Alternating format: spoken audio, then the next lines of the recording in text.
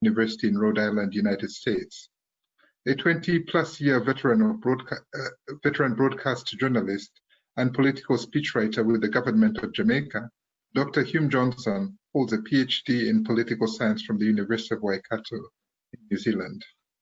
Dr. Johnson writes extensively on governance, social movements, and political participation, particularly the challenges of building genuine civil society in countries of the Global South. She is an author of Challenges to Civil Society, Popular Protest and Governance in Jamaica. Dr. Johnson was a member of the Commonwealth Observer Group to Guyana in 2015. Over to you, Dr. Johnson. Thank you so much, Martin. Good day, everybody. My name is Dr. Hume Johnson. Thank you for joining us for another Commonwealth Expert Forum. Today is Expert Forum number 3, and we're looking at rule of law, conflict sensitivity, and elections. Now, elections present a critical opportunity to establish and underline the rule of law. But face it, it is because of the contentious nature of elections that it exposes underlying tensions and can escalate issues such as human rights abuses, which present a threat to peace and stability. And obviously, this illustrates the importance of and the critical need for conflict sensitivity and rule of law strategies in mitigating conflict around the electoral space and ensuring that elections are credible according to Commonwealth values and result, and this is what we want, in a peaceful transition of power. In the conversation today, we want to look at several themes. We're going to look at the emerging trends in the settlement of election disputes throughout the court system. And if you see me looking across there, I'm just looking at my notes. We're also going to look at reform and legal frameworks to address some of those emerging issues. And we also want to look at one of the newest interventions, an important intervention at that, and that is the role of civil society and other stakeholders in mitigating conflict in the electoral space. Now, to help us shed light on these important issues, we've brought together a distinguished panel of experts, and these are truly experts who are working in the center of electoral justice. First, we have Justice James Monanga Ogolo. Justice Ogolo Emeritus is the principal judge of Uganda. He's a former justice of Kamesa Court of Justice in Zambia and former judge of the East African Court of Justice. Justice Ogolo was also a senior legal advisor to the International Monetary Fund. He's currently the chair of the Elders Forum of Uganda and is a member of the team that organizes the presidential debates in Uganda. And I'm sure Mr. Ogolo may have paid quite keen attention to the presidential debates in the United States. Justice Ogolo has been an election observer on Commonwealth Observer Groups to Kenya in 2017 and Dominica in 2019. It is such a pleasure to have you on our panel, Justice Ogolo. Delighted to be here, Dr. Johnson. Thank you so much. Then we have Senator Eamon Courtenay. Senator Eamon Courtenay is the lead opposition senator in the League. And Senator Courtenay has direct experience with Commonwealth affairs, having functioned at senior ministerial levels. He's a former foreign minister of Belize, he's a former attorney general, and he's a former minister of investment and foreign trade. An eminent senior counsel in the Caribbean, Senator Eamon Courtenay has direct legal experience in a number of election petitions and disputes within the Caribbean jurisdiction. And we're grateful that you can spend time with us today, Senator Courtenay. Thank you very much, Dr. Johnson. It's an honor for me to be here on this panel. Thank you so much. We're going to move over to Sri Lanka to meet Shreen Sharur. Shreen Abdul Sawar is a co-founder of Manar Women's Development Federation and Women's Action Network. And this is a collective of 11 women's groups that have been working on the advocacy on women's rights with a focus on the north and the east of Sri Lanka. She has won a number of awards for her groundbreaking work, including, and I'm going to list some of them, there are many, the John B. Kroc Institute for Peace and Justice Award, and she was called one of the women peacemakers in the world. She won a 2-year Echo Green Fellowship to build, get this, a model resettlement village to bring together Tamil and Muslim displaced communities in her hometown of Mannar in Sri Lanka. She also won the Voices of Courage Award by the International Rescue Committee's Women and Refugees Commission for her international and regional work in highlighting the plight of internally displaced women, and that was in 2008. She also won the 5th International Bremen Peace Award under the category of public engagement for peace and justice. Shreen, importantly, also works for the Commonwealth Foundation to promote the implementation of the UNSCR 1325. And this is a landmark resolution which urges all actors to increase the participation of women and to incorporate gender perspectives in all United Nations peace and security efforts. Congratulations, Shreen. It is a gift, truly, to have you on this panel. Thank you very much. Nice to be here. Good to have you. We also have Dr. Asha Kissoon. Dr. Kissoon is leader of the New Movement Party that was established in 2019 in Georgetown in Guyana. Dr. Kissoon spent most of her childhood with her parents traveling around the developing world, volunteering their services. They've been to Trinidad and Tobago, Botswana, South Africa, Namibia, Zambia, and many other developing countries. Dr. Kissoon studied human medicine in Cuba and then returned to Guyana. And so in addition to her political leadership, and by the way, she's 31 years old. And so in addition to her political leadership, she serves her country as a medical doctor and is also pursuing a master's in public health. And what a time to study public health.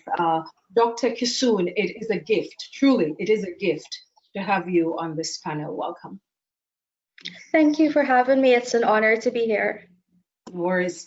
And last but not least, we have Mr. Robert Peary. Mr. Peary is the Executive Director of the Malawi Public Affairs Committee. And this is a quasi-religious body working in the field of democratic governance and social cohesion. Mr. Peary provides support to national mediators and national dialogue teams during political disputes and electoral stalemates in Malawi. He's a member of ECOSOC, and this is the Economic, Social, and Cultural Council of the African Union. And he's also a member of the Steering Committee of the Joint African Union Strategy for Development, and they focus on good governance, human rights, development, and social cohesion in Malawi. Mr. Peary, notably, has also been involved in Commonwealth, African Union, and COMESA international observer missions. Welcome to the panel, Mr. Peary. The pleasure is mine. I'm honored. Thank you very much. No worries. For those of you watching and listening from around the world on our GoTo webinar and also on the Commonwealth Facebook page, welcome. I hope that you're able to stay with us for the entirety of the conversation. We'll be here for an hour, 45 hours. We welcome your questions. Do use the chat feature on our GoToWebinar to ask questions throughout the conversation. You can also submit your questions on our Commonwealth Facebook page, and we aim to take as many of your questions as possible. We're asking questions, though, according to the theme that we are discussing at the moment. Ladies and gentlemen, let's get going. Elections are periods of high tension. How that is experienced differ across jurisdictions. So we want to first give our audience an overview of the current landscape in the region and in the context in which you're at with regard to the rule of law, election sensitivity, conflict sensitivity and elections. So panelists, I'm going to pose a question to each of you, and you'll have 3 to 4 minutes to respond. So, Justice James Mananga Ogulo, I'm going to start with you. You've been an eminent member of the Ugandan judiciary, and you also notably, and this is very important, you are chairman of the Elders Forum of Uganda. Based on your experience, what is the relationship between the rule of law and having and ensuring sustainable peace? Thank you, Dr. Johnson. It's an honor to be here again, as I said. I want to address two things here. First of all, why are elections important? And secondly, why is the rule of law critical to the electoral process and to peace? Elections are very important for very many reasons. But let me take just three. Number one, elections are a tool from the toolbox of many, many possibilities. They're a tool to determine people's choice in the nation's periodic leadership contests. We have contests all the time, every so many years, and we have to choose. How do the citizens do that choosing?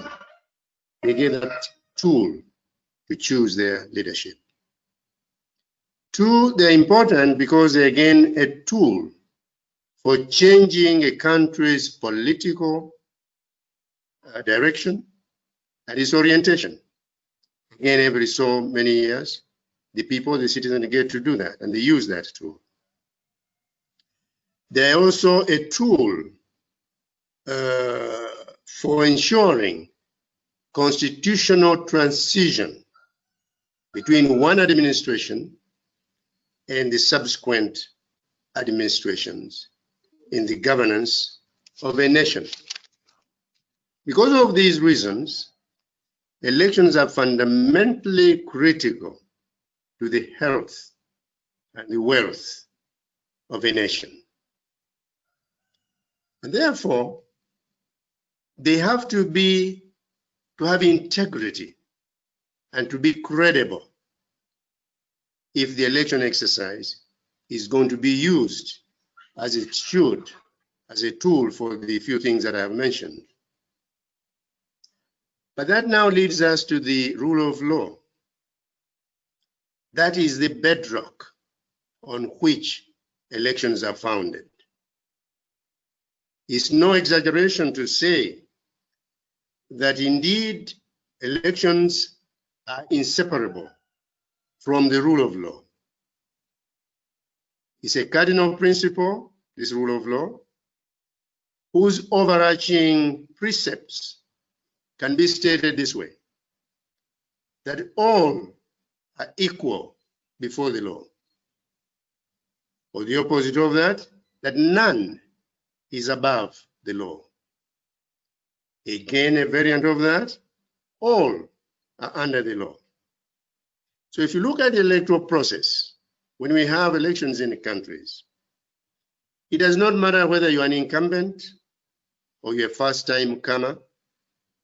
It does not matter whether you are rich or poor, whether you are powerful or powerless, whether you are female or male, whether you are aged like me or youthful like you that I see on the screen. All are bound by the rules that apply to everybody equally. I'm talking of the ideal. What happens in a particular election may be slightly different. But if the implementation of the law, which applies to all equally, and whose the funding, for instance, the spending, the fundraising, the payment of fees, and the like, all these are regulated by the same rules. And everybody who is participating has to be bound by those rules. All stand on the same level ground as regards their electoral conduct, their opportunities, the facilities, the activities that they go on, the rights and privileges. All these are regulated by the same law and the same rules. And as I said, the rules should apply equally. But equally, or if not more importantly, the mechanisms for resolving electoral grievances during the electoral process and for settling conflicts and disputes after the election, those mechanisms are the same for everybody.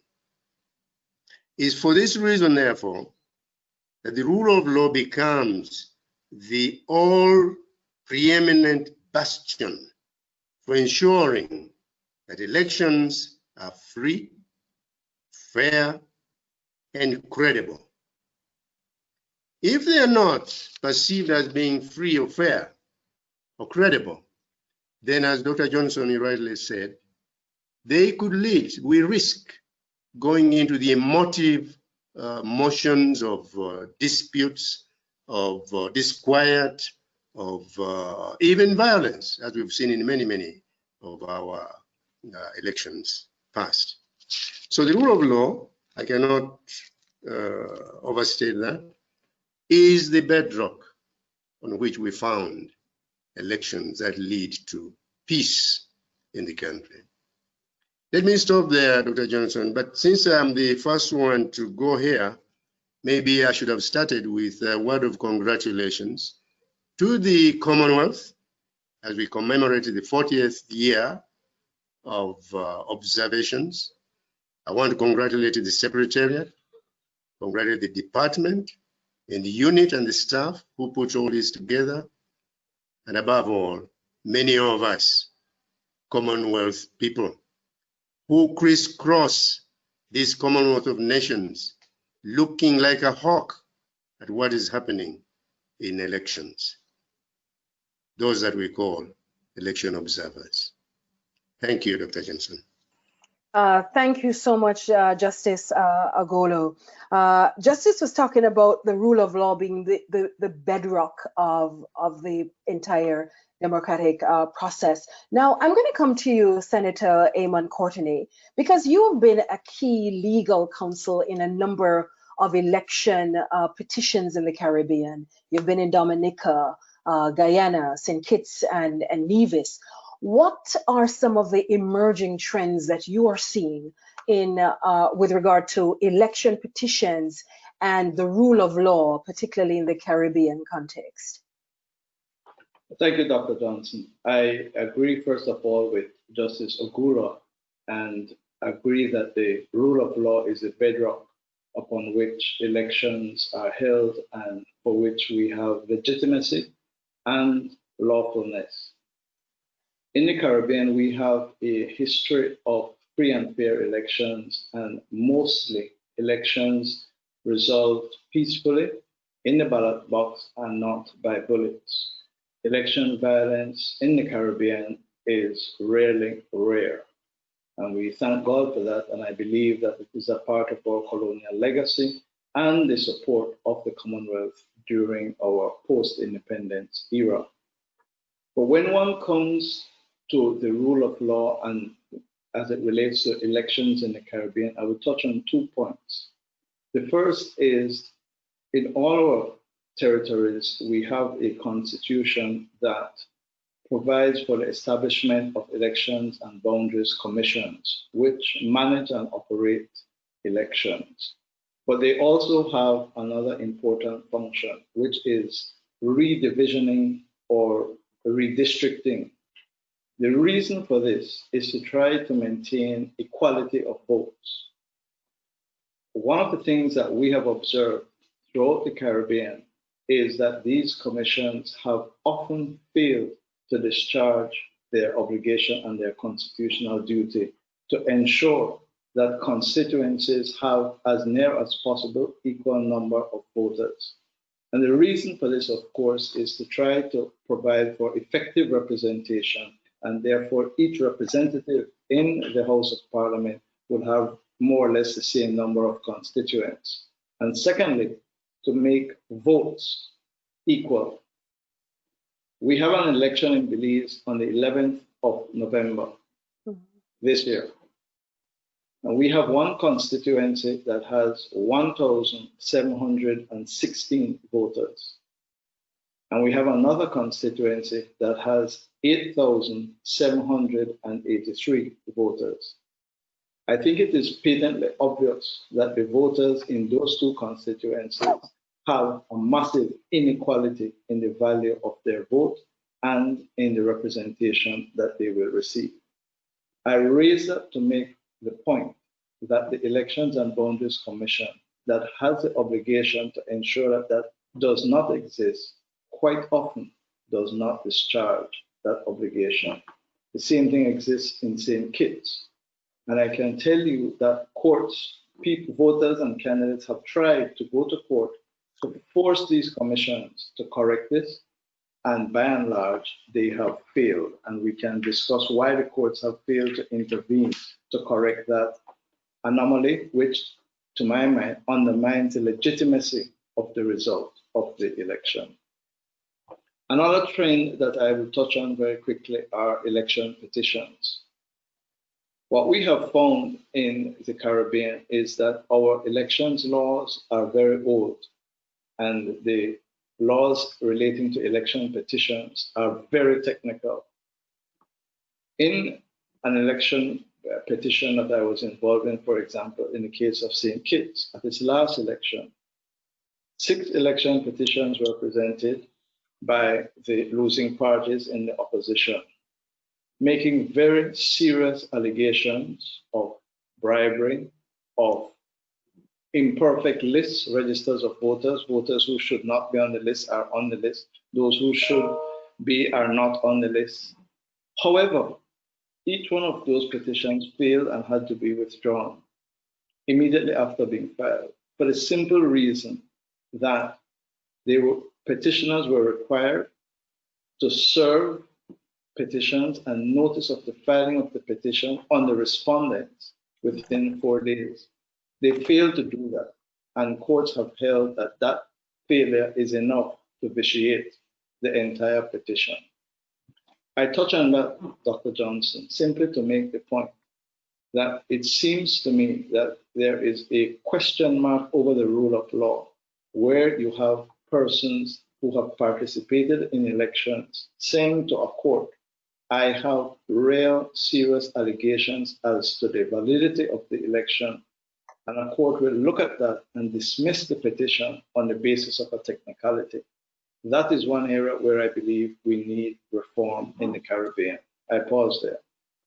Yeah, we will definitely get back to those reform issues. Thank you so much, Senator Courtenay. I want to move over to Sri Lanka, to you, Shreen. Elections are usually seen as an expression of the will of the people. And in many cases, as Justice Agola and Senator Courtenay just mentioned, we depend on elections to ensure the rule of law. In your experience working in South Asia, would you say, or is this assumption still true? And is it still relevant? Thank you. I do echo both of my colleagues, but Sri Lanka, it is other way around. And I'm going to talk to you very specific example of the last parliament election. So President Gotabaya Rajapaksa got elected in November 2019. And in March, when the pandemic was hitting Sri Lanka, he proactively dissolved the parliament on 2nd March. Parliament could have gone on till 1st of September. But the President Gotabaya Rajapaksa, really knowing pandemic was coming on, just dissolved the parliament. Then thereafter, nomination was called by Election Commission until 19th March. The nomination went on, and then the lockdown, 6 weeks lockdown, right? So the Election Commission has minimum, the Sri Lankan Election Act says minimum 5 weeks to call on to the election. What happened was, because of the prolonged lockdown, Election Commission made a mistake of postponing the parliament without a date. right? Then thereafter, there was a direct constitutional violation because Sri Lankan constitution says president can prematurely dissolve the parliament, but he has to have the parliament intact within 3 months after the parliament election. So then constitution was violated. We were, as civil society, were shouting and howling. Then the election commission wrote to the president and asked the president to write to the Supreme Court, asked for Supreme Court's opinion. The president refused, and then what happened was that he indirectly forced the election commission to, to identify a date while the pandemic was at peak in Sri Lanka. Then June 2nd came, we went to Supreme Court. I was one of the petitioner asking the Supreme Court to look at Sri Lanka not having a parliament for 3 months, and also we were hitting pandemic, and there was a lot of development that was happening, particularly the president abusing an archaic law, quarantine law that was introduced by British, and also the curfew law. 10,000 to 15,000 people were arrested, curfew violation. These are heads of the family, so women were suffering a lot, and at the same time continuous 6 weeks lockdown and curfew, and there poor people were suffering, and then there was a stampede and three women died in that stampede collecting ration. And then he was using the Quarantine Act to bring in the military. Military even did the PCR test. Military quarantined people. Military took over the country, and he was on top of it establishing task force to control the country, and he also established a task force called Virtue and Discipline Task Force, right? So basically it is a dictatorship that was coming, so we ran to the Supreme Court saying, okay, you can have the election later when it's safe, but please reconvene the parliament. The Supreme Court threw it back to us, right? Then the election commission has to go on to identify a date, and then they somehow fix various dates, and on 5th of August we had our parliament election. Election commission did do a good job. We didn't have pandemic taking over the election. Somehow they managed without any spread, community spread. But what came along that was problematic because we didn't have, number one, the other political parties didn't have level playing field for campaigning because president and his party control everything. Military was under control, country was under the control of military. Therefore, only president's party got, campaign, and they violated everything. They didn't wear masks. They had more than 100 people gathering. If other people gather, more than 30 people, then you are quarantined, right? So there was no level playing ground for the other political parties. They politicized the relief because president was just spending money on relief without even checks and balances. President and his family, the current prime minister, who is the brother, and another person who was the COVID task force head was his brother too. Okay, thank you so much, Shreen. We're going to come back to some of those issues, but we're going to have to move on to Dr. Asha Kissoon. Dr. Kissoon, you are 31 years old. You are a medical doctor, and you are the leader of the New Movement Party in Guyana. You formed this party along with your colleagues in 2019. This is last year. You contested the elections in March. This was prior to lockdown. This is extraordinary. What motivated you and your peers to form a new political party, and what was your experience in these elections? Thank you, Dr. Johnson. Honorable panelists, all protocols observed. Thank you, audience, for being with us today. First of all, congratulations on 40 years commemoration. That's even older than I am. I'd like to congratulate the people that put all the years, the effort, and the time into such a good initiative.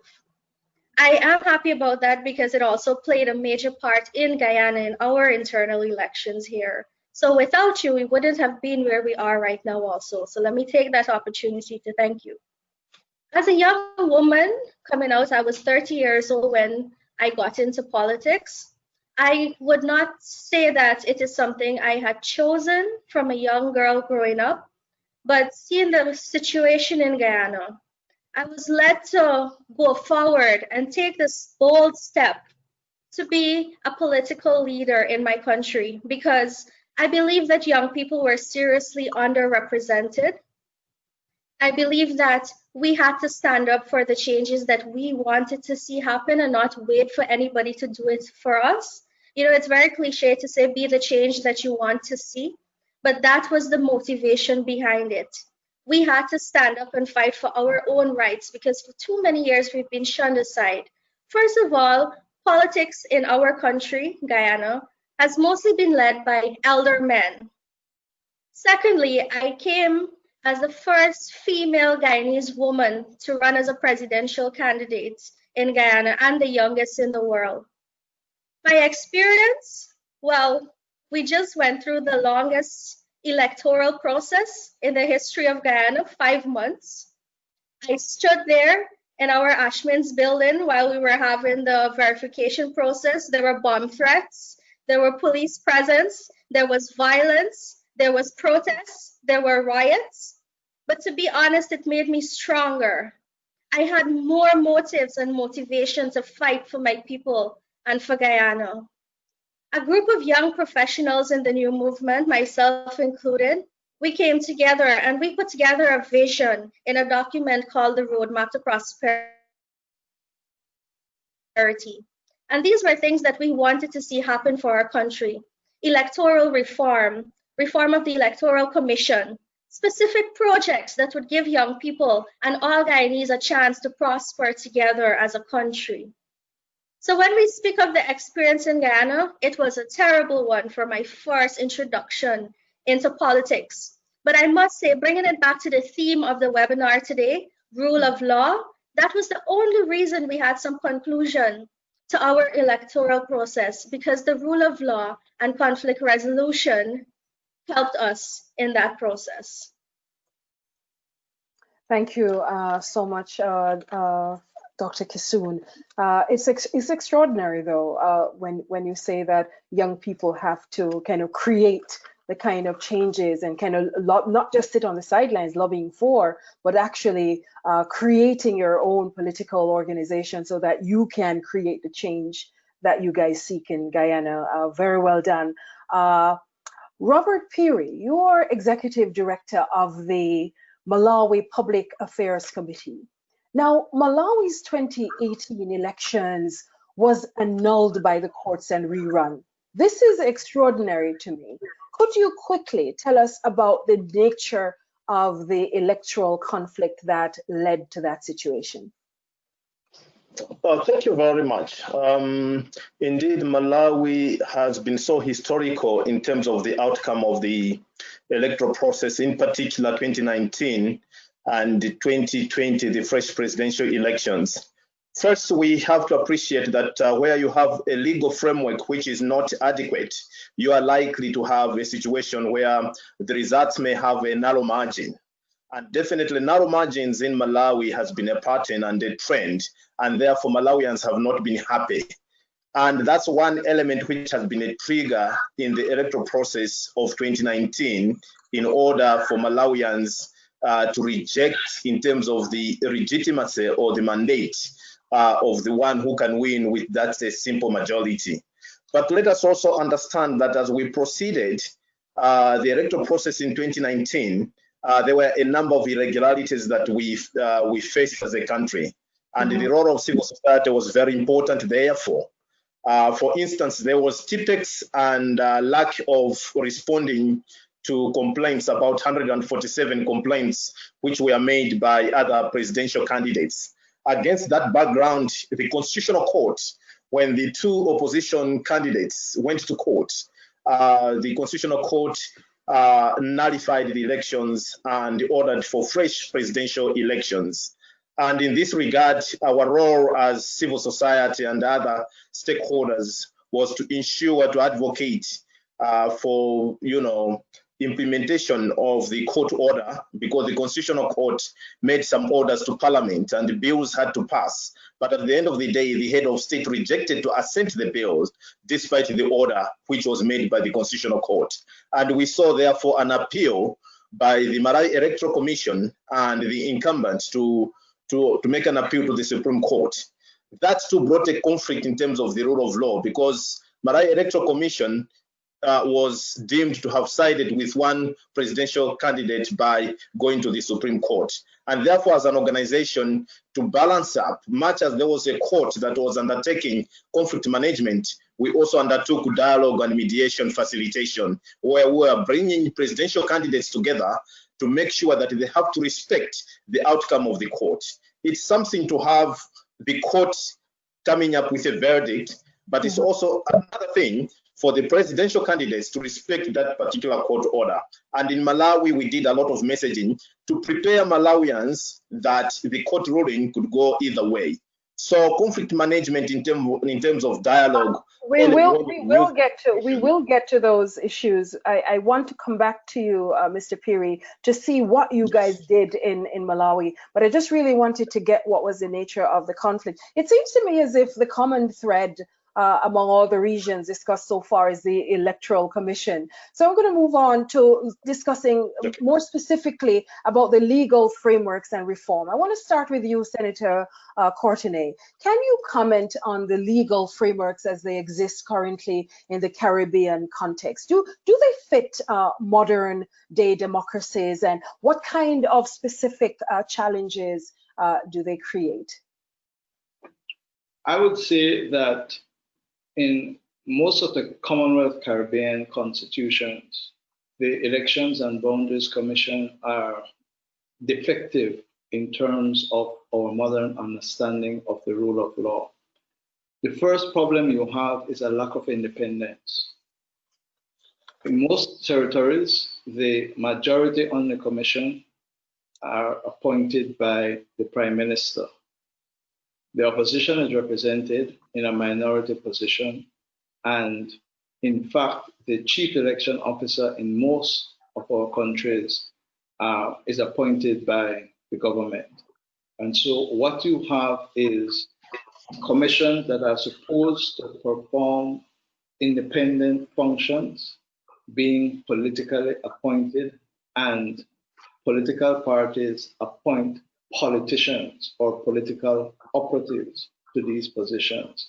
And therefore, as has been said in a case from Dominica, that the members of the commission in Dominica, because of the nature of the appointment process, are expected to elevate political interest above constitutional integrity. The same applies across most of our countries. So I think there's a problem with a lack of independence. There is also, in my view, an inability of these commissions to discharge their function in terms of making sure that there is redivisioning. I bring it up simply to say that in two instances that I know, St. Kitts in one and Dominica in another, the courts intervened in order to stop manifest cases of gerrymandering. But you have gerrymandering because the majority sees an election looming and need to make certain alterations to boundaries to try to guarantee victory. Fortunately, in those cases, the courts in the Caribbean have intervened and have struck down reports from the Electoral Commission that have tried to gerrymander on behalf of ruling political parties. So my simple point is we need new commissions that are truly independent, that will respect the rule of law and equality of votes. Justice Agola, I'm gonna come to you because you work in the formal aspects of electoral justice as an eminent jurist, and you also have managed to garner respect through encouraging dialogue through the Ugandan Elders Forum. Can you talk about the interplay between these two spaces, the court system and conflict resolution through civil society? Can it be complemented by civil society and mediation? How do they interplay with each other? Thank you, Doctor. I want first of all to touch on the issue raised by Senator, sufficiency of legislation. I think in most countries we do have sufficient scope of legislation in terms in scope covered. There are countries where we have a sufficiency of that, not deficiency. The issue there normally is implementation of what you have on your law books. Is there a willingness to implement it? Is there a willingness to adhere to the rule? And very often you find that probably there isn't.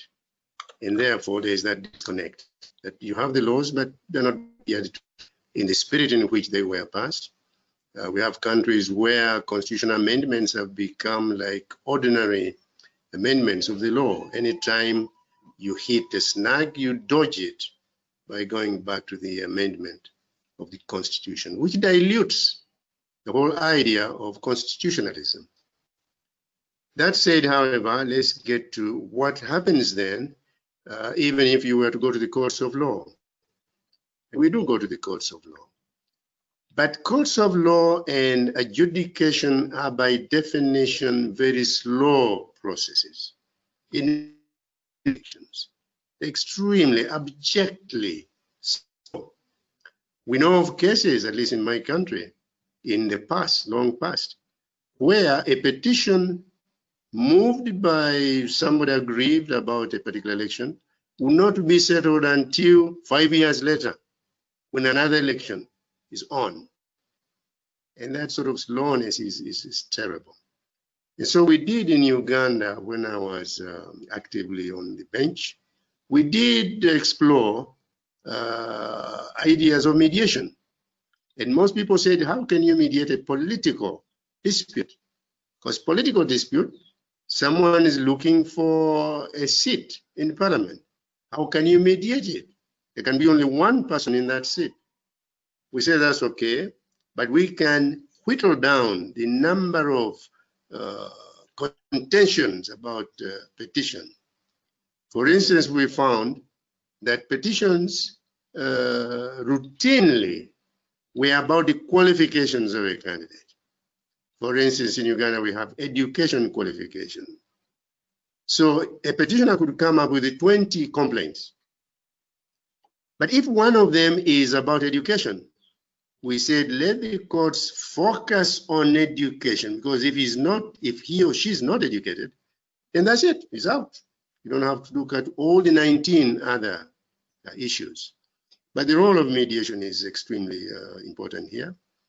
It does bring in expedition, because politics and political positions are by definition things that should be resolved as quickly, as justly as can be. So we are exploring a lot of room for mediation and other ways of resolving election disputes, other than going to the full throttle of usual adjudicatory processes in the courts of law. Okay, thank you so much, Justice. And this brings me back to you, Robert Peary. Based on your experience in Malawi, and we're going to talk about civil society, stakeholder involvement, and this is precisely what you do in Malawi. Yes. How can we build trust, though, in the capacity of these informal conflict sensitivity mechanisms? So Justice Agola says they are important. You can mediate political conflict, but how do you ensure that there is trust in these mechanisms, and how can these electoral conflict resolution mechanisms be enhanced by local stakeholders? Yeah, interesting question, a bit loaded, but I'll try to dissect it to summarize. Building on what the Justice has just said, is that first of all, as far as mediation is concerned and dialogue facilitation, is that you have to start early before the electoral stalemate or the dispute comes.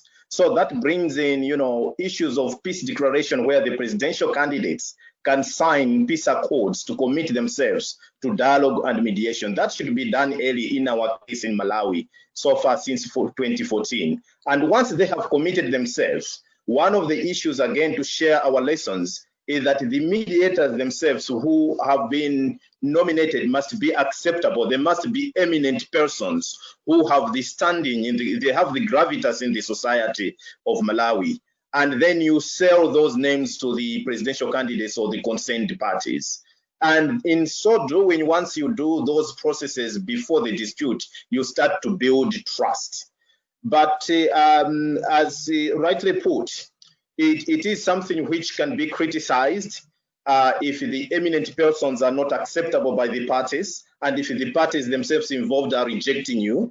So the most important thing is to be acceptable and to look at people with gravitas and to be very transparent in terms of the process which is going to be undertaken. Within these processes, again, there are some competing stakeholders, because once you start a process of dialogue or mediation, there are a number of people who also want to go into that. And sometimes that can bring some challenges as well. But to emphasize and to summarize, dialogue does work, because you have to prepare minds of the people to accept the outcomes of the court, and also to prepare minds of the presidential candidates to make sure that they have to have interest at heart of their people rather than their own interest to have the power itself. So a process must be very clear, and there must be acceptability, and you must involve the key stakeholders within that process. So that's what I can contribute at the moment, but I can come up with other examples. I wondered whether I could ask you a follow-up question. What lessons do you think, if any, are other courts or any of you could take this of the senior counsel on our panel? What lessons, if any, are other courts expected to draw from the Malawi and from the Kenya Supreme Court decisions to annul elections? So maybe Justice or Senator Courtenay, what lessons can other jurisdictions take from the Kenyan situation and from the Malawi situation in terms of the Supreme Court annulling elections? If I may go first, just very briefly. I think most Caribbean attorneys would find the result in Malawi and the result in Kenya fascinating, because it would, not only were they unprecedented, it is extremely difficult in Commonwealth Caribbean countries for something like that to happen. The Guyana experience was in fact an outlier, and you saw how long it took, because what was happening there was unprecedented in the experience of the Caribbean. To annul an election without going by way of an election petition is extremely unusual. An election petition in our countries is for a particular constituency. So you can't have an election petition to say, I want to annul all the elections. Everybody who was elected must be removed. You would have to file some form of constitutional action. The courts have, in using the old cases, which I'm saying need to be reformed, have said that the only way by which you can challenge the result of an election is an election petition.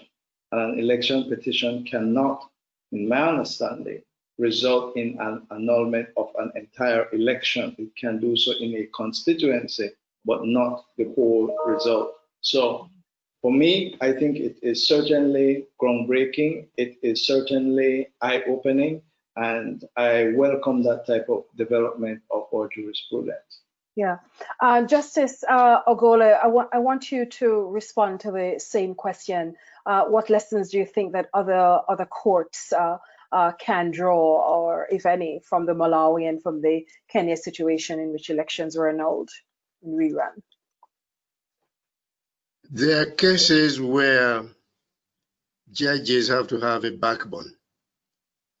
And those in Malawi and those in Kenya did show that there was a backbone of steel somewhere. That said, we should not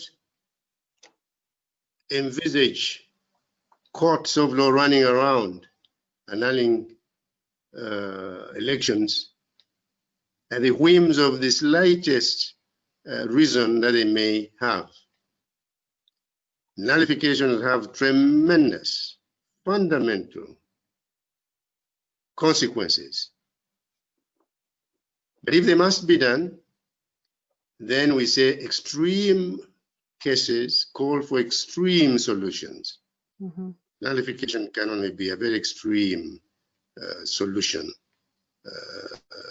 to a matter, because there are so many other things that are involved after you have nullified an election. But at the same time, if we don't do it for cases that are deserving to be done of it, then the legacy we leave behind is terrible. And I think there are cases that I know of around the Commonwealth where elections should have been nullified. And I'm not talking about broad elections like Senator you're saying. It's not all the elections, but each case on its own, whether it's a parliamentary, 1 seat or 2 or 3, whether it's presidential. We cannot do it wholesale.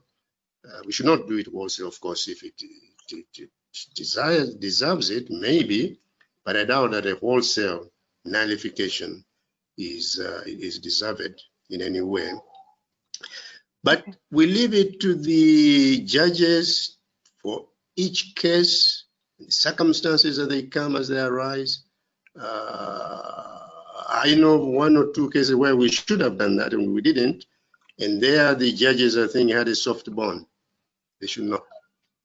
I think the litmus test of justice is beyond just law. What the law says may be unjust, but if you be looking for justice and peace and prosperity and moving on, as I said, elections are a tool.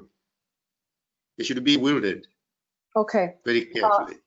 Thank you so much, Justice. I hope I'm sure you're not thinking that civil society involvement is a soft bone, but they're extreme positions, and you said that extreme measures are responsive to extreme situations. But you do also agree that mediation and civil society is critical in political and electoral dispute settlement. So I want to come back to the civil society question. And Shreen, I want to come to you first. Organization. So you are with the Manar Women's Development Federation. What is the role of women in conflict mediation in the Sri Lankan context, and why has this been so important? So in the Sri Lankan context, 2015 to 2019, we had a little bit of a transitional justice processes, and if you carefully look at, women played key role in getting truth and justice in the country and establishing Office of Missing Person, Reparation Commission, and we were also looking forward to have a Truth Commission and a hybrid court. And also if you look at accountability process outside Sri Lanka, that's particularly with the High Commissioner's Office on the resolution, it is the families of disappeared who bargained with the international community as well for accountability process. But having elected somebody who is alleged war criminal, the issue from the Tamil women, particularly women who got affected directly by the war, the spaces are very much closing. Having said that, as women's group in the past, we have been pushing women to be in the governance system. So in 2016, we brought in a quota for 25% quota for women to be in the local governance. Now, many of those women who have been now being part of the local decision making are women who are directly affected by war. So we see many of those women in little way in the local authority, making the noise, passing the solution, and being part of the process that we started, even though the space is closing very rapidly right now. But the recent parliament election, the Tamil women. We don't have a single Tamil-speaking women, minority women elected in the parliament. We have 225 parliament members, 12 women. In the whole South Asia, we have the lowest women parliamentarian, and this government just took away the Women's and Children's Affairs Ministry. So you need to understand, even we don't have a minister to look after the women and children's affairs in this country. So it's highly problematic, but I will also say that the women's groups have been very vocal even during the parliament election. We ran a campaign for Vote for Her campaign. Even during the pandemic, we were wearing masks that said Vote for Her. And also we were traveling in buses, keeping social distance and all, but still campaigning for those women who didn't have resources, because the Sri Lanka's parliament election was this time around dominated by social media, particularly Facebook and various other media and private media as well. Election Commission doesn't have power to regulate these media. So in order to counter that, in order to make sure women also get coverage, because we women are technically, we don't have access to these things, particularly women from the peripheries. Women's groups, particularly the group that I'm a part of it, was able to do campaign, a safe campaign, but the thing is that because of the dominant narrative that was painted by the current government, we couldn't get the minority women elected. But in the local authority, these women are very much on, and we are also doing election monitoring, because the traditional election monitors are men. Election Commission is full of men. So in that context, gendered aspect of hate speech, fake news, and all those things, we are watching, because there's a cooling period during the campaign. That during that cooling period, only many of the men used the Facebook and social media to campaign. Women couldn't, and therefore women were bulldozed, many of those women, because they were abiding by Election Commission rules. Thank you. Yeah, and I want to come back to a question from Rwanda, which I want you to respond to, but I haven't heard from Dr. Kissoon for a while, so I want to bring you in here, Dr. Asha Kissoon. In March 2020 elections, your newly formed New Movement Party in Guyana, you guys joined forces with two smaller political parties. What role did you all play in encouraging peace and adherence to the rule of law in Guyana? Well, first of all, let me remind the audience that my party is opposition. We, along with the Liberty and Justice Party and United Guyana, did something for the first time in history. We did a joiner of lists, which according to the representation of the People's Acts in Guyana, means that one or more parties can put their votes together to form not a coalition, but a joiner.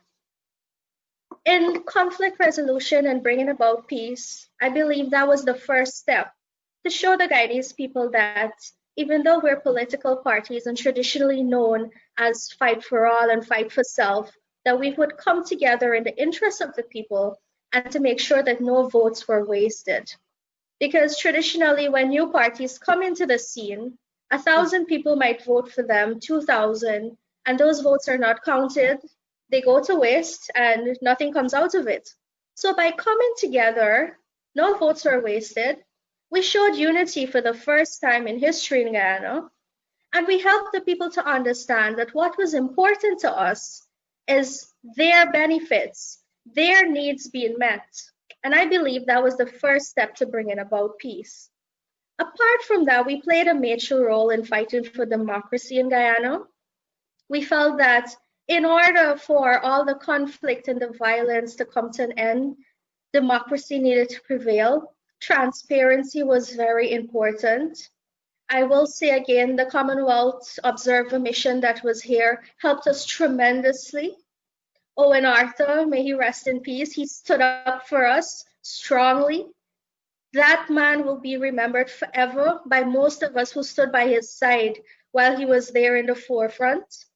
And it really helped the people to see that, listen, these problems could be solved in a peaceful manner. We don't need to take it to the streets, because sadly here, there is racism, and it comes about mostly at election time. That's one of the main challenges that we had. So by coming together as our joiner, We showed the people that it wasn't about race, it wasn't about power, and it wasn't about fight for self. We took that initial step to be the peace bringers, the binder of the Guyanese people. And with our seats in parliament, we're also sharing it. And that also helps our people to understand that, listen, we can work together even in politics. Thank you. Okay. Thank you so much, Dr. Kissoon. We have about 45 minutes left in our conversation. I'm going to remind audience members that we welcome your questions, and so feel free to write them on the GoToWebinar or on our Facebook page. Now, there's a question that I wanted to ask you, Dr. Kissoon. So you just contested the elections, and I wanted to find out that how did the effects of COVID and any countermeasures by the government that was taken impact the legitimacy of the electoral processes? And I may want to ask you that as well, Shreen.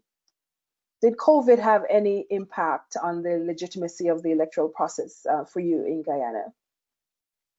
It did not play a big part in Guyana because March 2nd, come around there, we were now having talks of COVID and a possibility of it entering into Guyana. So our people were able to go out and vote as normal. Nomination day took place without any influence from COVID.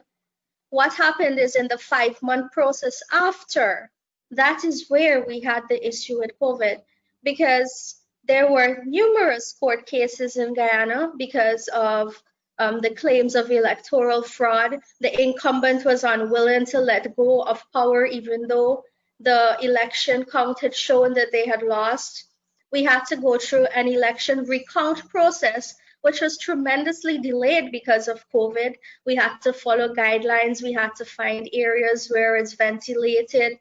All protocols had to be put in place to prevent anybody from getting sick, including international observers who were affected by this. They could not come into Guyana, and we needed their voices. For the few who were here, we're more than thankful because it was a unity and a joint force of honest people that came together to ensure that democracy prevailed in Guyana. Thank you so much, Shreen. Let me come back to you. There's a question from Nairere in Rwanda, and they're asking, how are the rights of women and senior citizens being respected during elections, and what mechanisms are there to prevent the violation of these rights? And you can talk from the Sri Lankan experience. So Sri Lanka, women largely vote. Actually, they are 54% of the voting population in Sri Lanka, particularly older women, to take part in democracy rather than younger women. So we need to campaign for young women to get registered, but older women have, Sri Lanka being one of the oldest democracy, we do actively participate in electoral processes. But unfortunately, Sri Lanka has been having lowest rate of women in parliament, local authorities until we brought in quota.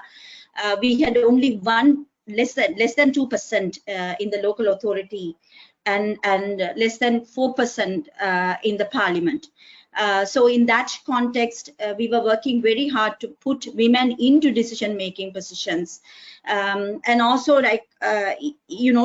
women do participate in the political processes, like campaigning, helping the political parties and all, making food and all those things. But none of those women are part of decision-making structures of mainstream political parties. And Sri Lanka is yet to have a women's political party. We have been thinking of forming a women-only political party because the mainstream political parties don't have women in their high commands and all those things. Therefore, structurally, they are gender insensitive. Particularly with regard to the gendered aspect of campaigning, and this time around we saw lots of hate speech, gendered hate speech.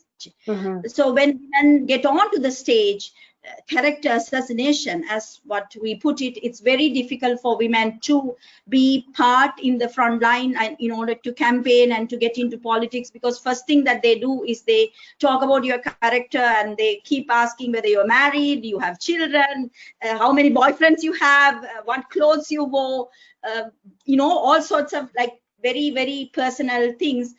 Usually men, it does not count. For men, it's additional qualification when they get attacked like that. For women, in a culture that we come from, it's very difficult that the first photograph that you put on your Facebook, somebody takes it on, strip you naked, put you in bikini and say that you are a loose woman, right? Yeah, so yeah. this has been a trend of you know, naming and shaming women who come forward, not only to contest, but also to aligning themselves with political parties and talking about. So. And I assume that these are some of the issues that in your women's network that you would be working to challenge as well. Robert Peary, I wanted to ask you, I know I don't expect you to speak on behalf of women, but I was curious as Dr. Kissoon and Shreen Sarur was talking about, is there a presence of women in the work that you are doing in the Public Affairs Committee in Malawi? Yes, I think previously we have been criticized, especially in the role of women in mediation and dialogue facilitation.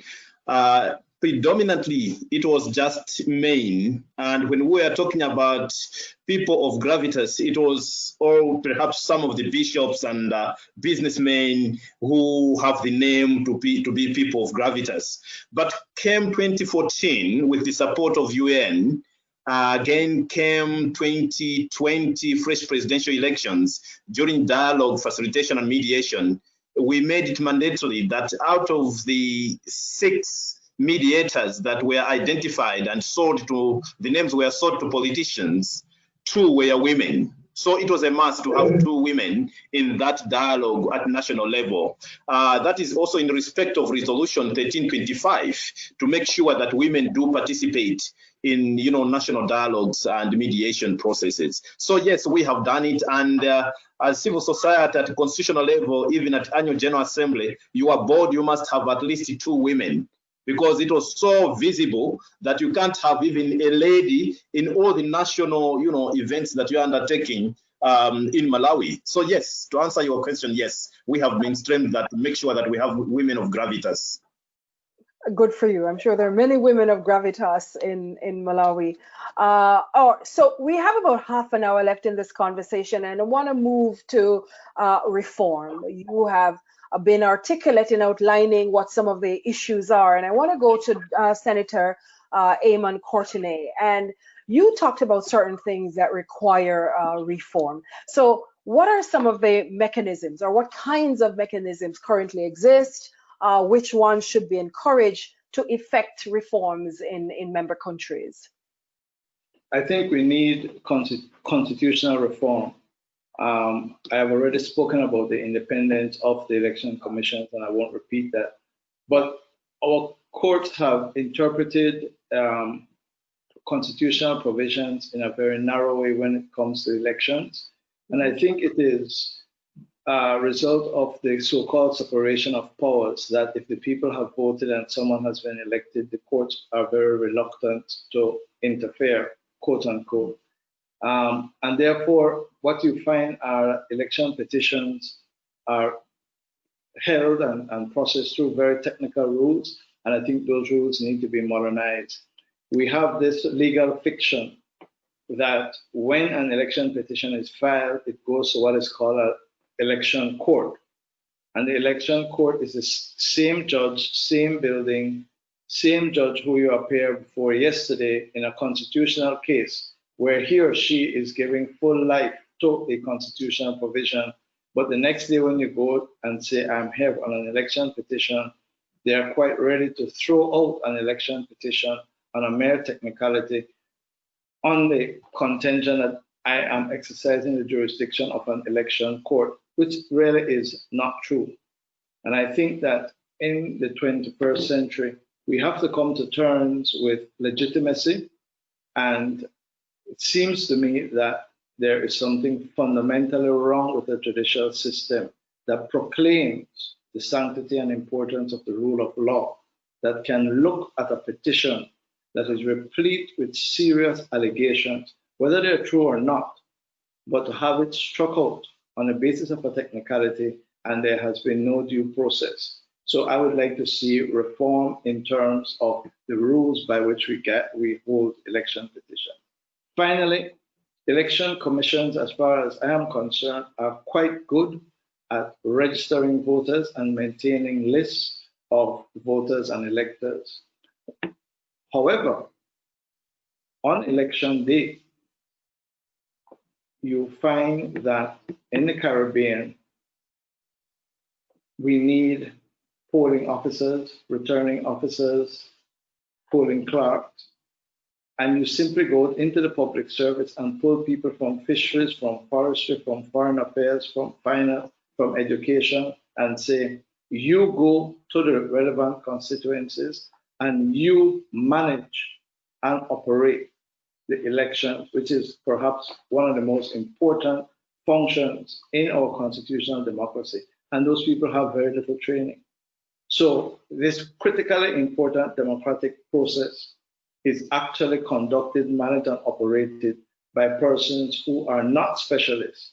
So by way of reform, I think there needs to be a cadre of trained election operators, for want of a better word, to conduct and hold the elections on election day. Justice Agola, I want to ask you the same question. What kind of mechanisms exist? What kind of mechanisms you think should be encouraged to effect reforms in member countries?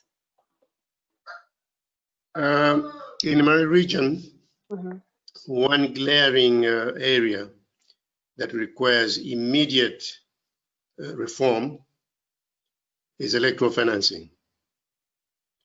We are going through a season of elections in this country, Uganda, and a number of elections have taken place within the political parties that are going to contest the general election.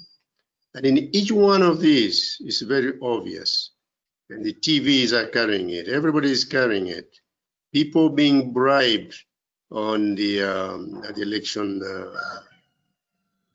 venue. Money in huge quantities being passed from one place to another.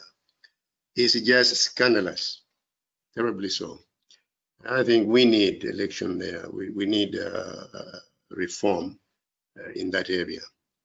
Another area that's becoming very obvious is the speed at which legislation can be passed by those in power. They can amend even the Constitution within a day or a week or something like that.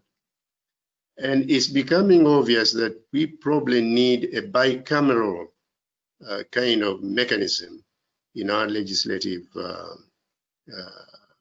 dispensation. We have never had it in Uganda, but all the neighbors we have here have it. Kenya has it, Ghana has it, other countries have them. And our understanding is that with an upper house and a lower house, the speed at least is checked.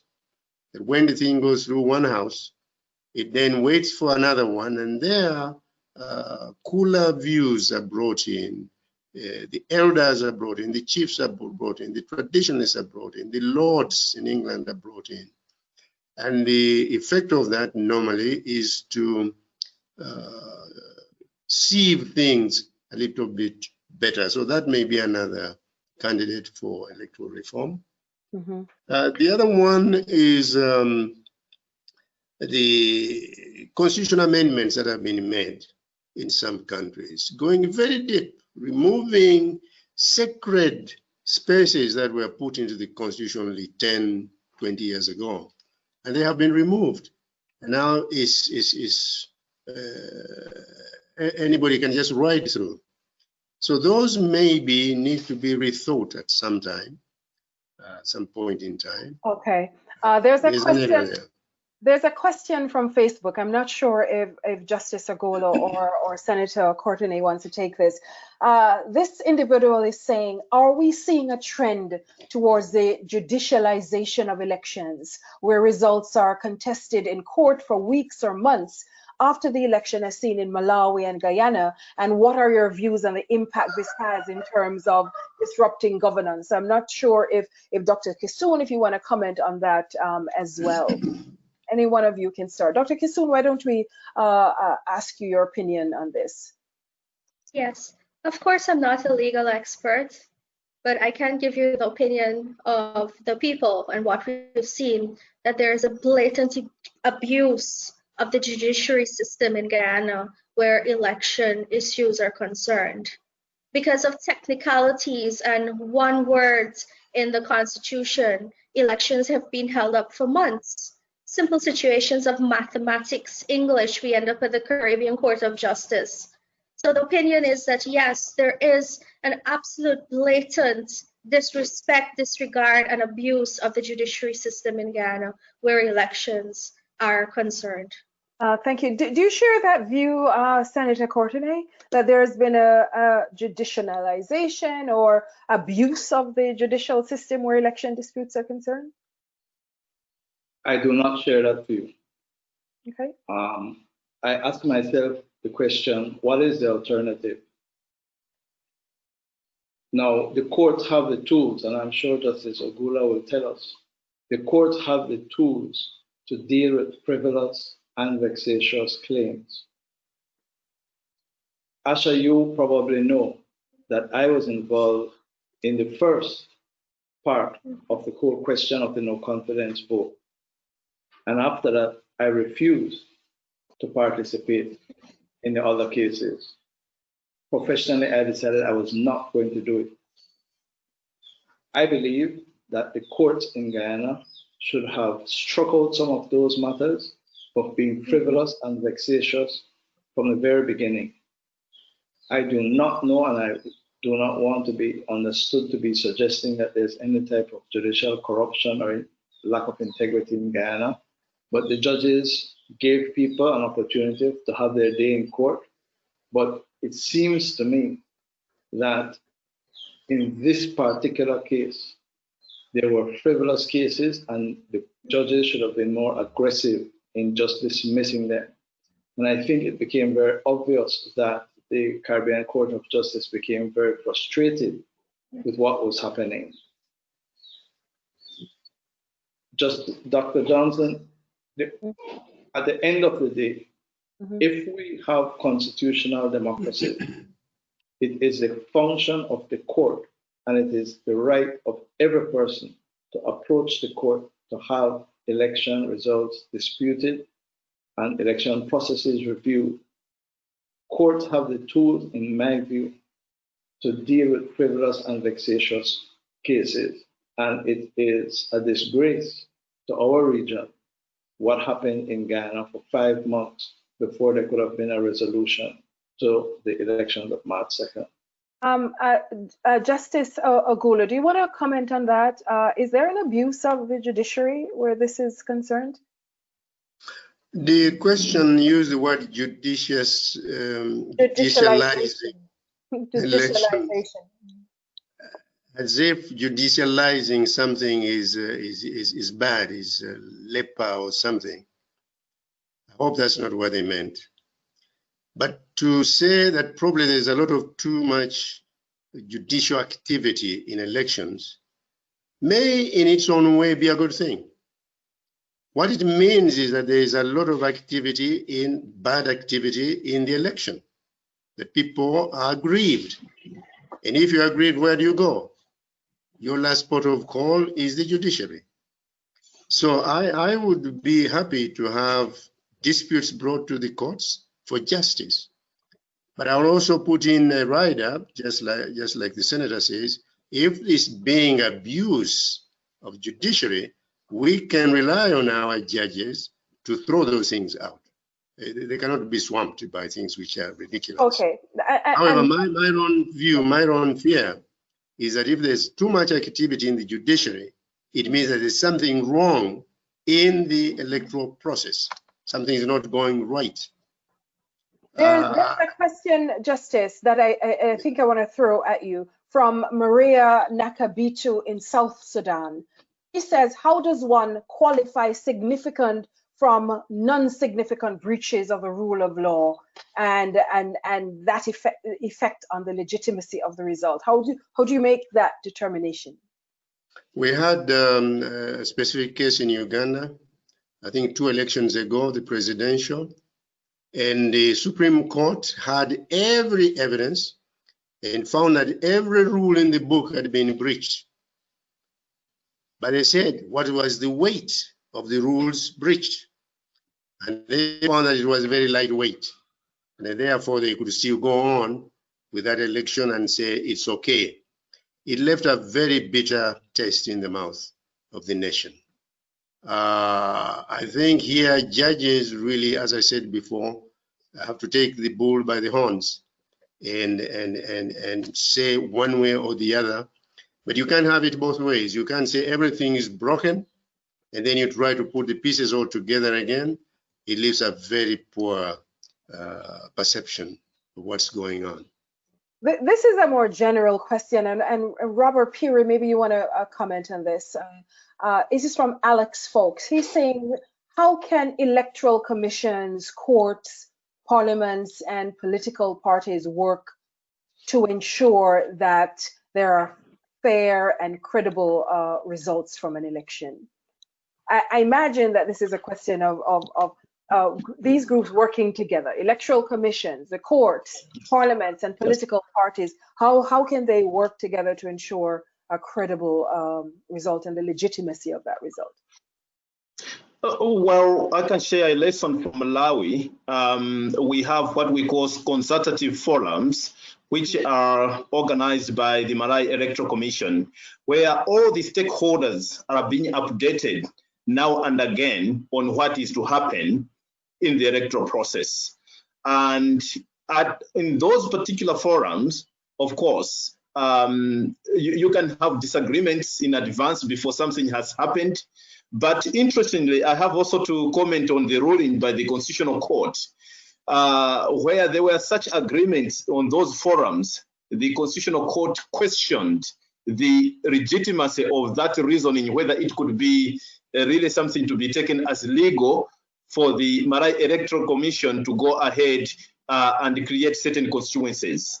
So I have to explain this in terms of inclusivity, in terms of transparency and accountability on what you are doing, but you also have to separate certain decisions cannot be taken further as if they are legal because they have come from that particular forum. Because the Constitutional Court and the Supreme Court cautioned on certain decisions which were made by the Malawi Electoral Commission based on those particular consultative forum. So it has to be understood that it is for enhancing transparency and accountability amongst the stakeholders to agree how you are going to count the votes, how you are going to send the votes to the tally centers, and how you are going to manage disputes.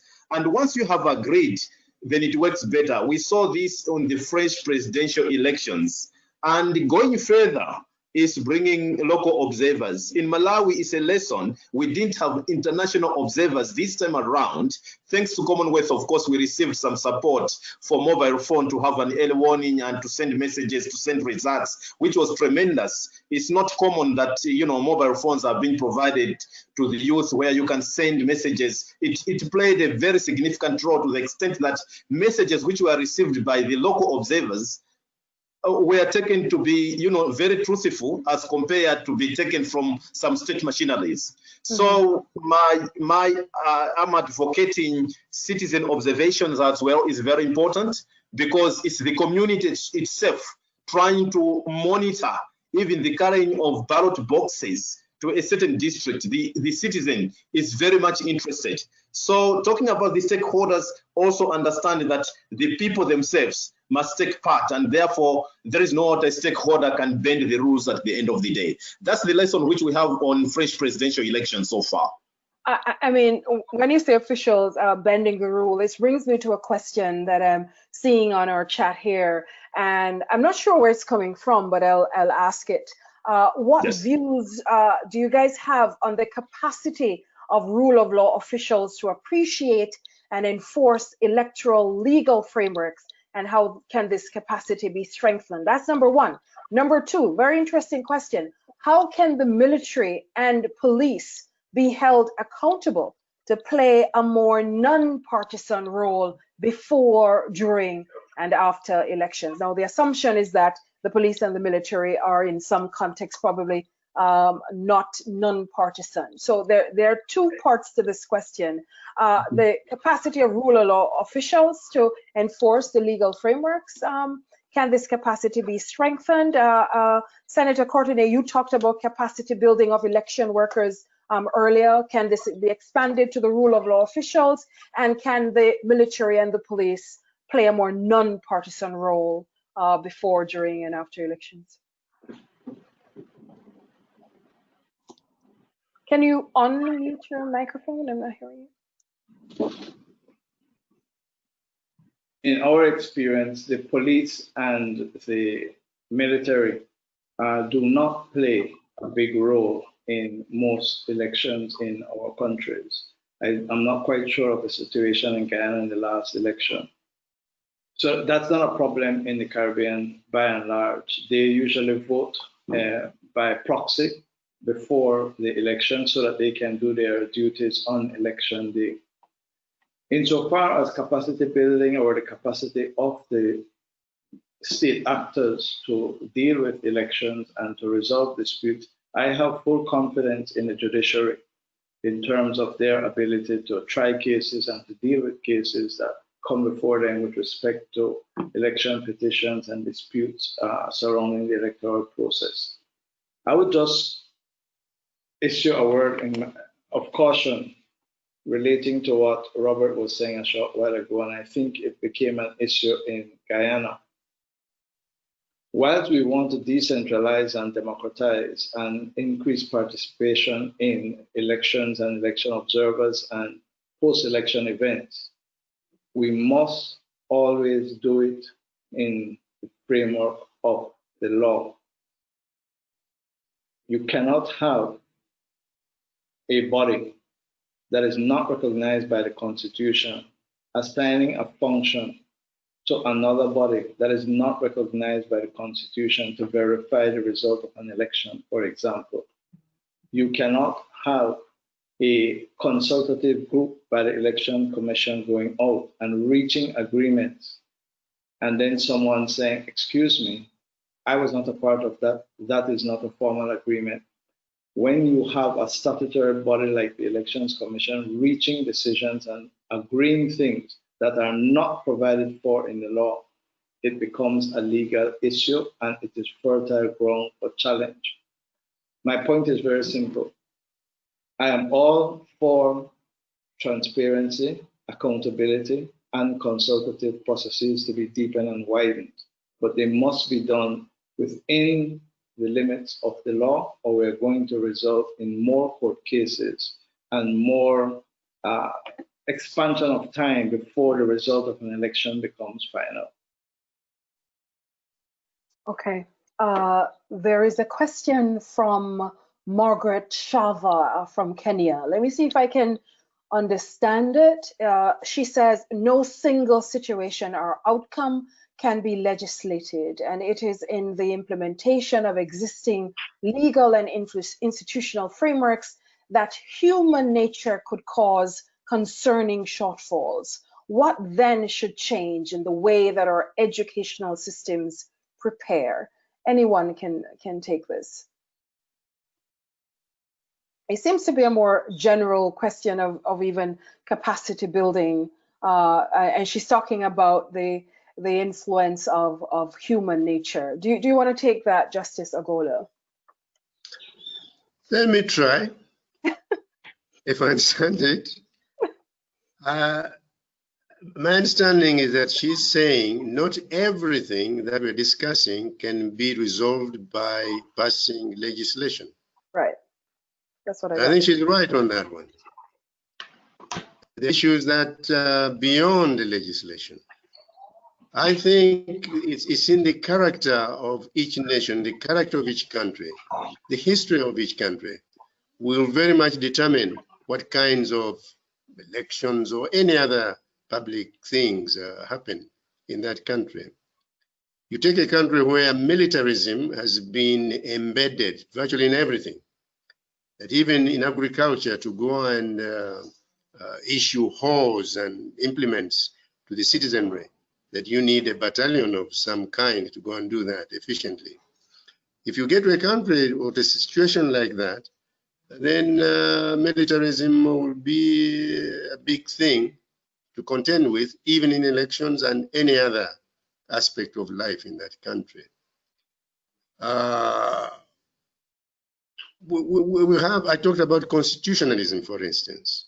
If a country adheres, and Senator, you're absolutely right here, very much of it depends not so much on the law, but the aspect of adhering to the law, the spirit of what is just.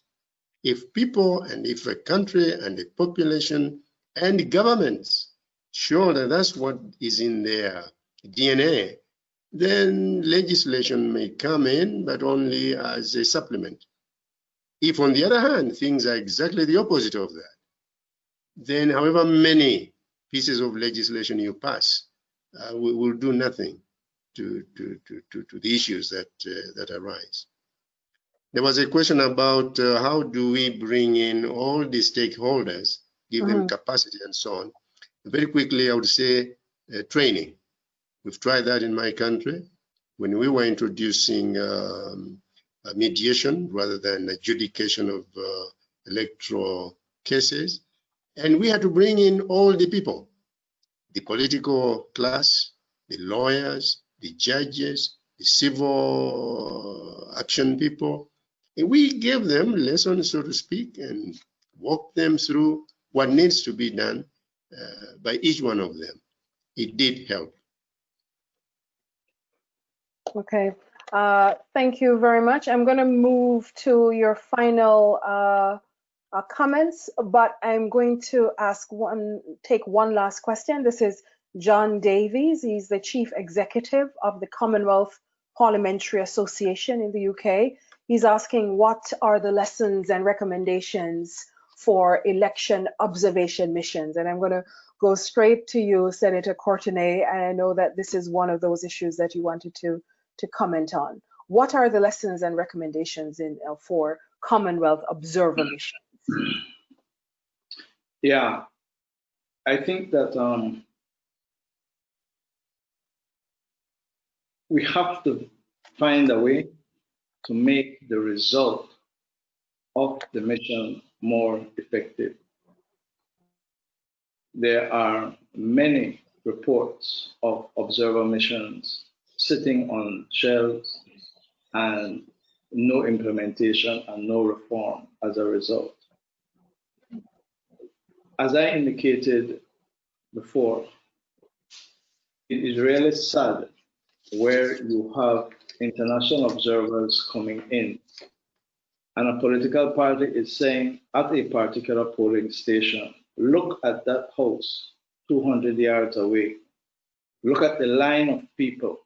They're going in there for money and food, and then they're coming out to vote. And that is reported in and report from an observer mission, but nothing happens.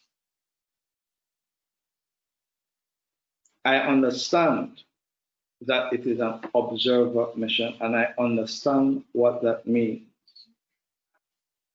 But where you have an increase in what I would describe as corrupting of the electoral process, and we invite people to come in and observe, it seems to me more and more that we need to start talking about legislation in our countries that deal with electoral observers and the result of their missions. Now, I'm not for a second suggesting that a Commonwealth or an OAS observer mission can come in and issue a report that is dispositive of the result of the election But if there is observance of bribery, treating, etc., and you issue a report, there must be an obligation either on the Commission or the Commissioner of Police or the Director of Public Prosecution to take it up and do something with it. That's what I'm saying. So I think that these observer missions are important for transparency purposes, but we need to make their reports and results more effective. Does anyone else wants to comment on that? The observer missions. There was another question from Uganda regarding Commonwealth engagement as well. Yes, I would like to give a suggestion, please. Sure, go ahead. Guyana is a unique situation in the Caribbean and the rest of the world, but what I would suggest is more follow-up after this election observation report is given. There needs to be a follow-up. Have you taken our recommendations into considerations? If you didn't, what else did you do? A more complex system of follow-ups and carrying out some of the recommendations that were made. Because over here, the report is given and then we don't hear anything until the next election. So that's something I would recommend. Okay, thank you, Dr. Kissoon. Robert, do you want to comment on that? And then Shreen? Yes, I think there has to be also a close link or to consolidate relationship once you go at a member state, how closely you can work with the local observers. I think that's very important.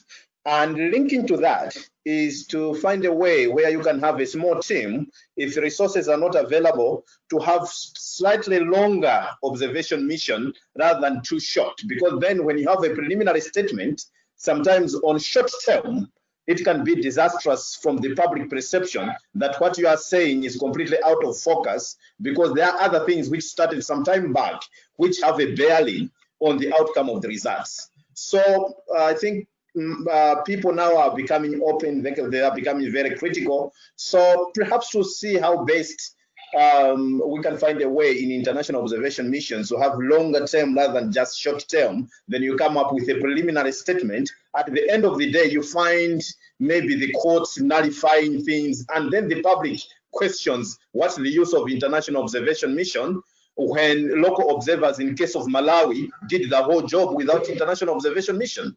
So I think there is something which we have to tighten up. I think it's important. I do agree with my colleagues. It's very important, but we have to find a way where we can speak to the hearts, to the heartbeats of the people themselves to see the contribution from international observation mission. That's my contribution. Okay, Shreen, do you want to comment on that? So one other thing I really wanted to reiterate is that there have been so many election monitoring, but the governments don't implement what you people say. How do you do follow-up? How do you make sure that what you are recommending is being followed up?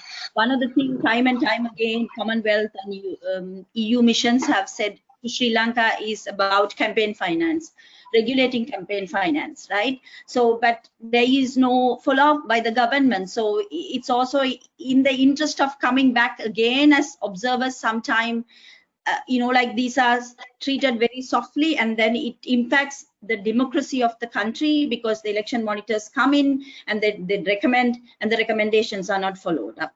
So that's something that I want to throw it. All right, guys, it is now 5 minutes to the time to end our conversation. So I'm going to ask you for your closing remarks or recommendations, and I'm going to start with Justice James Manange Ogola. Final comments, sir. I want to thank the Commonwealth for a job very well done. I think we have shined bright. We started as a family of Commonwealth of Nations. This is one of those things that hold us together. This is cement that glues us together. I don't know of any other things that the Commonwealth does that particularly and dramatically bring us together as these election observation teams, as we crisscross the entire geography and the history of our common heritage. I think this is a wonderful thing. I commend the Commonwealth and those who are embedded in it, and those of us who volunteer to come and do the observations. It's a wonderful job. Keep it up. Thank you. On behalf of the Commonwealth, Senator Courtenay, can I get your closing remark? I would join Justice Ogula in complimenting the Commonwealth for the work that they have done and continue to do. And I think that some of the things that we have said here today should be considered by the Commonwealth Secretariat. And perhaps one of the things is to do a draft electoral law for the Commonwealth, so that we can try to have a harmonization of modern electoral law for the Commonwealth. And secondly, to try to strengthen the effects and the reports that they do. How do we use these as tools that are seriously considered by governments? Absolutely. But I'm so happy for being given an opportunity to be on this panel. It was a pleasure. Thank you. Robert Peary, final remarks? Well, it was a pleasure to be part of this. One message I have is that dialogue mediation is a lifeblood to complement the rule of law. Very important, because it's an informal approach to dealing with situations which are not covered by the statute or the laws or the provisions. Secondly, in terms of early warning is very important, and real-time information for international observation or local observation need mobile phones and applications. Today's world has changed, and therefore you need to have quick information rather than depend on social media so far. Thank you. Fair enough. Shreen Sharor? Shreen, final remarks? Thank you very much to Commonwealth for your 40 years of service of monitoring election and making sure countries having free and fair election. I have few things to put forward. One is, please watch Sri Lanka. We are about to lose our independent election commission, 20th amendment that the government is bringing on. Probably 13th of this month, we will lose our independent commission because president will appoint the election commission. That means we will not have any independent election in the future. Please keep an eye on us. Then with regard to gender aspect of monitoring, please ensure that gender aspect of it is monitored very well, because it's during election, post-election attack on women, how it happens in the social media and various. So it's array of way of monitoring what is happening to women, particularly women who are contesting election, women who are supporting political parties and all. And then the pandemic has changed the dimension of election monitoring. Sri Lanka didn't have foreign observers monitoring, so you have to work closely with civil society, not only the monitors, because local monitors are pretty much men, so you also have to reach out to women's groups to monitor gendered aspect of election violation. Thank you. Thank you so much. Dr. Asha Kissoon, your final comment. Let me start by saying thank you for having me here today. It was really an honor to be present here with such esteemed panelists. I admire most of you, and as a young person upcoming in my country as a leader, it really meant a lot to sit here with you today and share ideas and views. Secondly, let me say congratulations once again to the Commonwealth Observer Mission. We're very thankful for all the work that you do, and I would hope that this continues throughout. I know Guyana has a bad reputation, so I will end by saying that the young people like myself are on a mission to correct that and to make things better moving forward for Guyana. Okay, thank you guys very much. That's where we have to end it, ladies and gentlemen. And I can see that it's nighttime in Uganda and Malawi. Yes. So we thank you so much for taking the time to be with us. So this was Expert Forum number 3.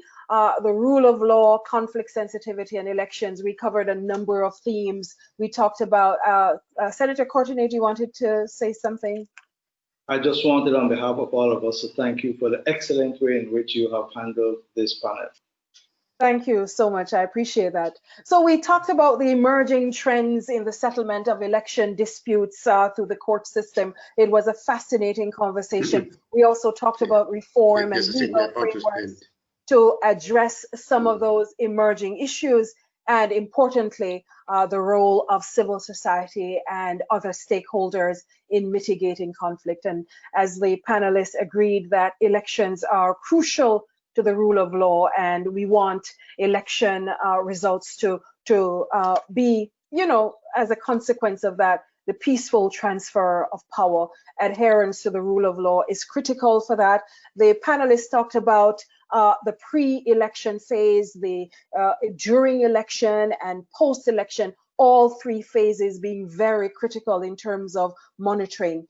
In terms of the legal frameworks, they talked about redivisioning and constitutional reform in terms of reforming electoral commissions. That was a big takeaway today. I mean, there's some that are run by government, and there's some that are independent in different countries, and there are different models that we could look on. There's talk about pre-election accord in Malawi, where people come together and they're eminent people with gravitas, and pre-consultative meetings where all of the parties can agree on what they want to uphold the integrity of an election. In Sri Lanka, there's a truth commission, and 54% of the voters are women. And so there's a 25% quota that they want for women in local decision making, and they're working towards that. The Vote for Her campaign was a big deal this year. And they're also talking about a truth commission, really delving into some of the challenges that is happening in Sri Lanka. You guys talked about capacity building for election workers and for people who are going to become involved in the election system, and constitutional reform. Campaign finance reform was mentioned as well. The speed at which legislation takes place is maybe not such a good thing.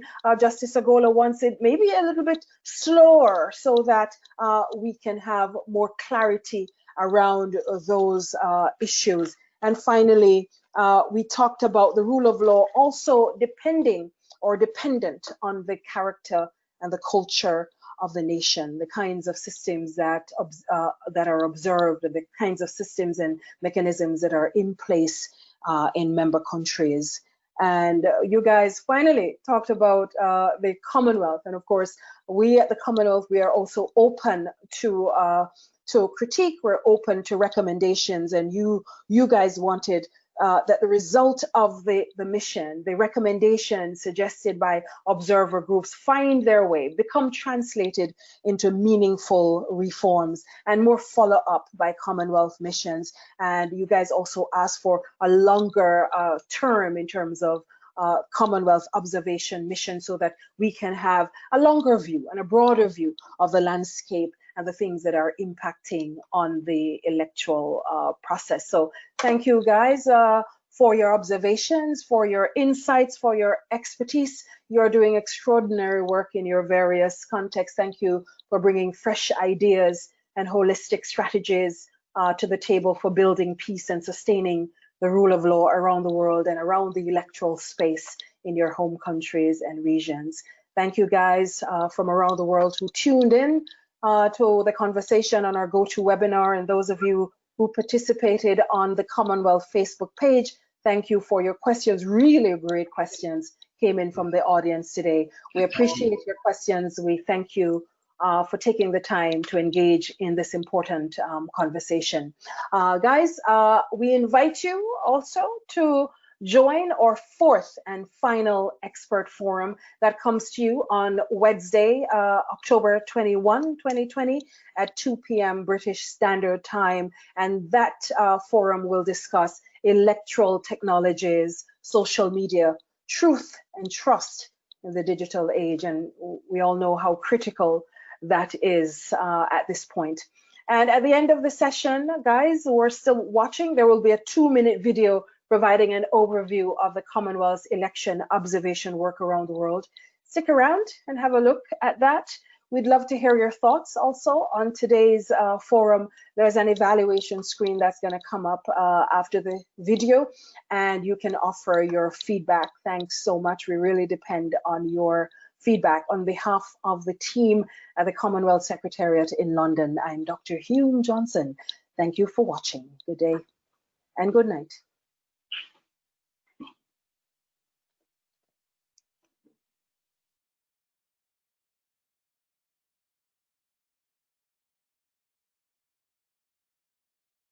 Commonwealth observer groups are really deployed at the invitation of member governments, and when they are deployed, their role is to assess whether the election has been administered according to the rules that that country has set out for themselves, according to the laws, and really in accordance with Commonwealth fundamental values and principles where political issues are concerned and other wider issues for that country.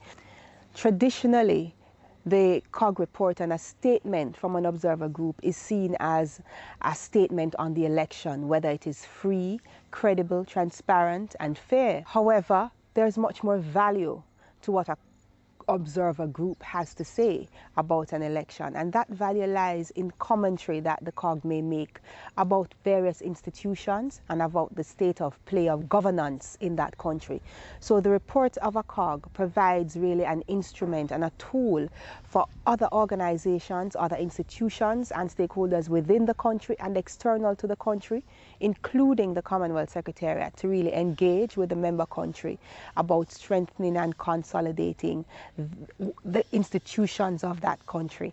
It also provides a platform for that country to share its best practices with other Commonwealth member countries where that may exist. Heads of government agreed in the revised Commonwealth guidelines for election observation that the COG chair can be delegated authority by the Secretary General to engage with a member country if the situation requires it, for example, in the deterioration of events or situation in the country. And that role, the good office's role that can be delegated by the chair, provides an important entry point for conversations to begin, even during the Commonwealth Observer Group, where the Secretariat can play a very good role in engaging with stakeholders should there be the need. Thank you for your participation today. We look forward to seeing you next Wednesday at the 4th Forum. Thank you again and goodbye.